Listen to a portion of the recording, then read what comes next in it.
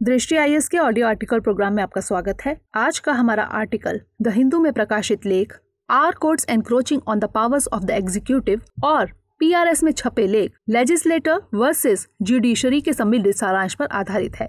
इसमें टीम दृष्टि के इनपुट्स भी शामिल हैं। यह ऑडियो आर्टिकल GS पेपर 2 के राज्य व्यवस्था खंड से जुड़ा है। तो आइए लेख की शुरुआत करते हैं। हमारे वीडियो अंग्रेजी में देखने के लिए फॉलो करें हमारा ही दूसरा YouTube चैनल दृष्टि IAS इंग्लिश।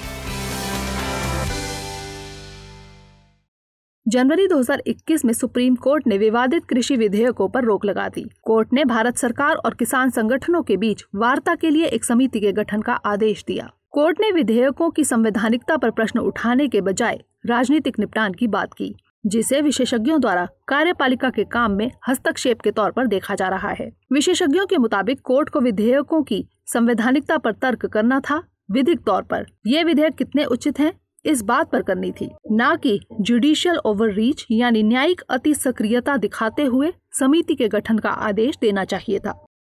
हालिया सालों में ऐसे कई मामले आए हैं जब न्यायपालिका अपनी संवैधानिक सीमा से परे जाकर कार्यपालिका के कामों को करती दिखी है, जिसे न्यायिक सक्रियतावाद नाम दिया गया है। लेकिन कई बार न्यायपालिका का हस्तक्षेप इतना बढ़ जाता है कि वह न्यायिक सक्रियता से न्यायिक अति सक्रियता में बदल जाता है। इन दोनों अवधारणाओं में एक बेहद महीन लकीर है, जिसके एक तरफ हमारी न्यायपालिका प्रगतिशील ढंग से आगे बढ़ते हुए न्याय सक्रियतावाद की तरफ बढ़ती है, तो दूसरी तरफ संवैधानिक सीमा के दायरे को तोड़ते हुए न्यायिक अति सक्रियता की ओर। आज के आर्टिकल में हम भारतीय संविधान में वर्णित शक्तियों के पृथक्करण सिद्धांत पर बात करेंगे, जुडिशियल लेजिस्लेशन की अवधारणा पर चर्चा करेंगे, साथ ही न्यायिक सक्रियता और न्यायिक अति सक्रियता की अवधारणा और इससे संबंधित मुद्दों पर बात करेंगे। इनसे जुड़ी हुई चुनौतियों पर भी चर्चा करेंगे। सबसे पहले बात करते हैं संविधान में वर्णित शक्ति पृथक्करण के सिद्धांत की। शक्ति पृथक्करण के सिद्धांत के मुताबिक लोकतंत्र का हर स्तंभ, मसलन कार्यपालिका, विधायिका और न्यायपालिका, अपने कार्यों को अलग अलग और अलग संस्था के तौर पर करें। भारत में कार्यपालिका नीतिगत निर्णयों और कानूनों को लागू करने के लिए जिम्मेदार है। विधायिका कानूनों का निर्माण करती है और न्यायपालिका विवादों को सुलझाने के लिए जिम्मेदार है। शक्ति पृथक्करण का सिद्धांत भारतीय संविधान के मूलभूत सिद्धांत का हिस्सा है। इसका मतलब हुआ कि ऐसा कोई कानून या संशोधन पारित नहीं किया जा सकता जो इस सिद्धांत को सीमित करता हो। सभी संस्थाएं आपस में एक दूसरे पर चेक रखती हैं, लेकिन एक दूसरे के कार्यों में हस्तक्षेप नहीं करती। न्यायपालिका न्यायिक समीक्षा के जरिए कार्यपालिका और विधायिका पर नियंत्रण करती है। विधायिका कार्यपालिका के कार्यों की समीक्षा करती है। आपको बता दें कि मॉन्टेस्क्यू के शक्ति पृथक्करण सिद्धांत के मुताबिक 3 प्रमुख बातें कही गई हैं। इसमें पहला है, एक ही व्यक्ति को सरकार के 3 अंगों में से एक से अधिक का हिस्सा नहीं होना चाहिए। दूसरे के मुताबिक सरकार के एक अंग को दूसरे अंग के काम में हस्तक्षेप नहीं करना चाहिए। तीसरे के अनुसार सरकार के एक अंग को दूसरों को असाइन किए गए कामों को नहीं करना चाहिए। मॉन्टेस्क्यू के इस सिद्धांत के साथ भारत की तुलना करने पर पता चलता है कि भारत में सरकार के 3 अंगों के बीच वाटर टाइट कंपार्टमेंट्स नहीं हैं।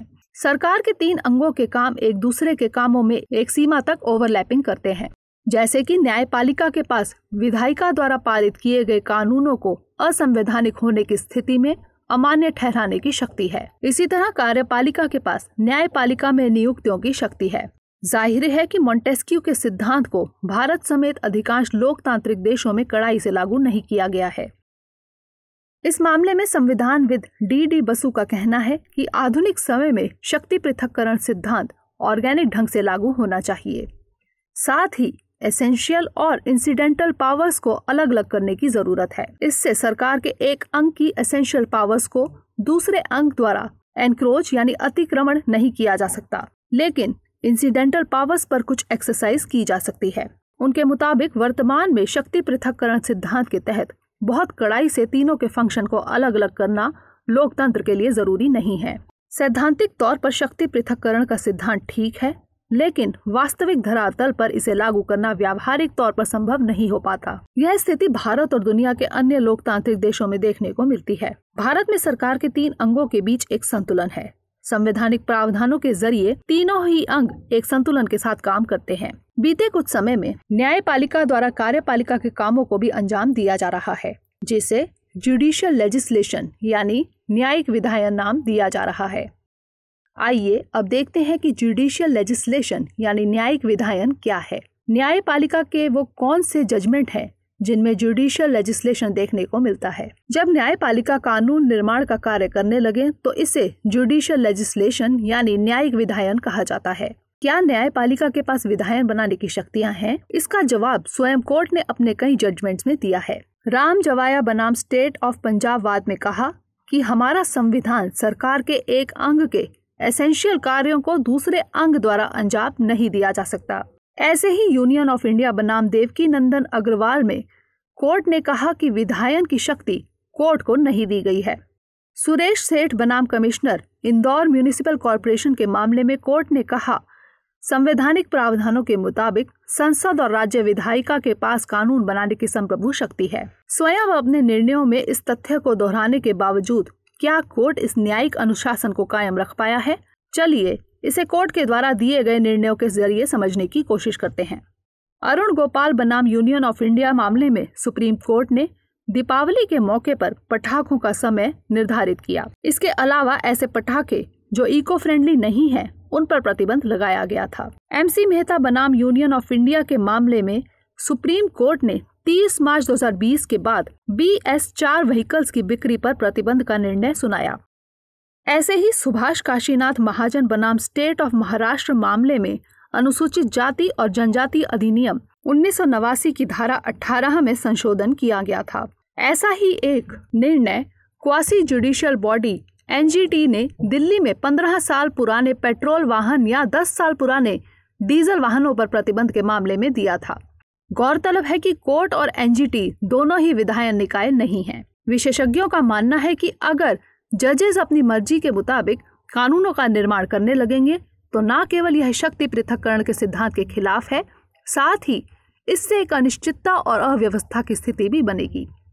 विशेषज्ञों के इस मत पर भी लोग दो धड़ों में बटे हैं। एक धड़ा न्यायिक सक्रियता का समर्थन करता है, दूसरा विरोध। आइए अब इस अवधारणा के पक्ष विपक्ष के बिंदुओं पर चर्चा करते हैं। न्यायिक सक्रियता के सकारात्मक और नकारात्मक बिंदुओं पर बात करने से पहले इसके इतिहास पर बात करते हैं। न्यायिक सक्रियता की अवधारणा समता और प्राकृतिक अधिकारों में सम्मिलित है। भारत में इसकी शुरुआत को लेकर कोई सहमति नहीं बन पाई है। हालांकि एक मान्यता के मुताबिक 1893 में इलाहाबाद हाई कोर्ट के जस्टिस महमूद द्वारा दिए गए निर्णय में न्यायिक सक्रियता की शुरुआत देखी जा सकती है। स्वतंत्रता प्राप्त होने के एक दशक तक न्यायपालिका द्वारा न्यायिक सक्रियता ना के बराबर देखने को मिलती है। इस मामले में पहला बड़ा मामला बिहार कोर्ट द्वारा हुस्नैरा खातून बनाम बिहार राज्य के मामले में देखने को मिलता है। न्याय सक्रियता को बढ़ाने के क्षेत्र में PIL यानी पब्लिक इंटरेस्ट लिटिगेशन ने महत्वपूर्ण भूमिका निभाई। भारत में जस्टिस PN भगवती को PIL का जनक माना जाता है। PIL के जरिए न केवल पीड़ित व्यक्ति बल्कि उसके स्थान पर कोई और या संस्था भी कोर्ट में याचिका दायर कर सकती है। अब न्यायिक सक्रियता के पक्ष और विपक्ष के बिंदुओं पर बात करते हैं। न्यायिक सक्रियता में कोर्ट परंपरागत तरह से निर्णय सुनाने के बजाय सामाजिक हित में नए कानून, नई नीति या नियम का निर्माण करता है। इससे विधायिका और न्यायपालिका के बीच टकराव उत्पन्न होता है। न्यायपालिका ऐसा कुछ विशेष स्थितियों में ही करती है, लेकिन यह अपरंपरागत है। इस अवधारणा के पक्ष में बात करें तो यह प्रगतिशील सामाजिक बदलाव को लाने में सक्षम है। इसका उदाहरण बिहार के भागलपुर जिले में कैदियों को मिले न्याय में देखा जा सकता है। साथ ही विधायिका और कार्यपालिका पर संवैधानिक सीमाएं लगाने में मदद करती है। न्यायिक सक्रियता व्यक्ति विशेष के अधिकारों को सुरक्षित करने में भी महती भूमिका निभाती है। विशाखा गाइडलाइंस सुप्रीम कोर्ट द्वारा इस दिशा में किया गया बेहतर उदाहरण है। वर्तमान में पर्यावरण संबंधी चुनौतियां तेजी से सामने आ रही हैं। कई बार कार्यपालिका इन मुद्दों की अनदेखी करती है, लेकिन पर्यावरणीय सक्रियता के तहत कोर्ट ने ताजमहल को बचाने का आदेश पारित किया था। राजनीति में बढ़ते अपराधीकरण जैसे मुद्दों पर भी कोर्ट ने समय समय पर निर्णय दिया है। PUCL NGO की याचिका पर कोर्ट ने निर्वाचन आयोग को आदेश दिया था कि नामांकन के समय उम्मीदवारों को अपनी आपराधिक पृष्ठभूमि और संपत्ति का ब्यौरा सौंपना होगा। इसके अलावा त्रिशंकु सरकार की स्थिति में कानून के निर्माण में कई चुनौतियां आती हैं। सरकार किसी एक मत पर पहुंचकर काम नहीं कर पाती। ऐसी स्थिति में सामाजिक न्याय को सुनिश्चित करने के लिए न्यायिक सक्रियता मददगार हो सकती है। कई बार राजनीति के चलते ईमानदार और कड़े निर्णय नहीं लिए जा पाते, लेकिन कोर्ट बिना किसी द्वंद्व के राजनीतिक हितों से परे जाकर सामाजिक हित में फैसले ले सकता है। लोक कल्याण संविधान की मूल भावना है। ऐसे में सरकार लोक कल्याणकारी राज्य की संकल्पना के चलते लोक हित में कई योजनाएं बनाती है, लेकिन उनकी लोगों तक पहुंच सुनिश्चित नहीं हो पाती। सिविल सोसाइटीज PIL के जरिए योजनाओं की स्थिति के बारे में जान सकती है। इसके नकारात्मक बिंदु इस तरह है। सबसे पहली चुनौती है कि इससे शक्ति पृथक्करण का सिद्धांत प्रभावित होता है। संविधान में सरकार के तीनों अंगों के कार्य निर्धारित हैं। कोई भी एक अंग दूसरे के कामों को अंजाम दे तो इससे संवैधानिक सीमाओं का उल्लंघन होता है। अत्यधिक PIL के चलते कोर्ट पर अनावश्यक दबाव बढ़ा है, जिससे जरूरी केस पेंडिंग हुए हैं। दरअसल कानूनों का निर्माण कार्यपालिका का काम है। जब न्यायपालिका इस दिशा में काम करती है तो कार्यपालिका अपनी ड्यूटीज का निर्वहन नहीं कर पाती। एक अन्य चुनौती है न्याय सक्रियता और न्यायिक अति सक्रियता के बीच में विभेद। सामाजिक हित में आदेश कब नीतिगत मामलों में दखल में तब्दील हो जाते हैं, इसका अनुमान कठिन है। इसके चलते न्यायपालिका और कार्यपालिका के बीच विभेद की लकीर भी धुंधली हुई है।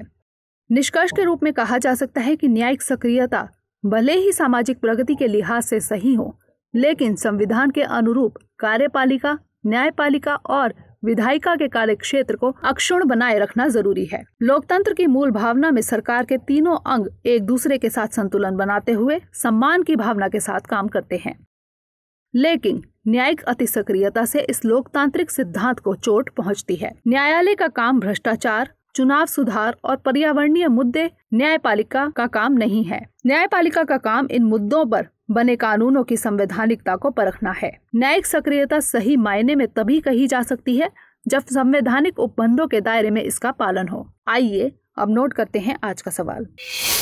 न्यायिक सक्रियता क्या है? इसके पक्ष और विपक्ष में चर्चा करते हुए वर्णन कीजिए।